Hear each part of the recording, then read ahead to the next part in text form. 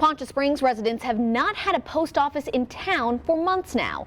I spoke with the business owner about his frustrations and got some clarity from the property landlord and USPS.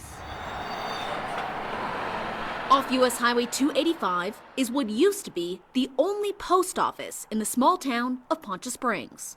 October is when we got this notification in the P.O. box saying that they had to relocate, that they were closing the post office at the end of the month. Like all Poncha Springs residents, business owner Todd Sigmeyer relies on a USPS location.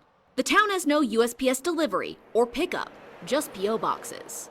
I drop off packages, so I'm there every day. I have to be dropping off packages. So, you know, at least 5 out of 7. 5 out of 7 days a week, traveling 10 miles round trip to this post office in Salida. USPS moved Poncha Springs operations there. Many of the employees at the post office, are being overwhelmed. I'm told Salida USPS set up extra P.O. boxes to accommodate those in Poncha Springs. You know, I think we see it a lot in these small mountain town communities. You know, the getting mail it's important. Aaron Hansen is the property landlord for the property Poncha Springs USPS used to operate on. He says their lease was set to expire on October 31st, 2025. He says he reached out with a few renewal options. One of the options was going to be renewing the lease, at a little bit of an increased price. Another option was to build a 1,600 square foot addition to the property to, again, help accept the growing population. And we left the third option open, right, just for negotiation.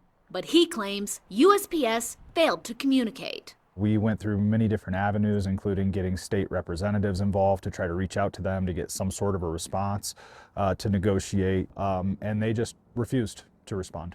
A USPS spokesperson told me, quote, "Our goal is to renew existing leases whenever possible." They claim they could not reach a reasonable lease agreement, adding their real estate team made, quote, "every attempt to negotiate a fair and financially feasible agreement." They didn't reach out to us until, I think, 2 days before the lease was set to expire. So the postmaster at that time finally reached out, said that they would be returning our keys, and that's about all we got from them. The good news, USPS confirms a lease for a new, larger Poncha Springs location has been signed. It is what it is, but here again, if the post office could just be more open, transparent, and just communicate with their customers. USPS says the new location will be built right near Legree's Market. It is right across from the former location. Once construction starts, it'll take a year to complete.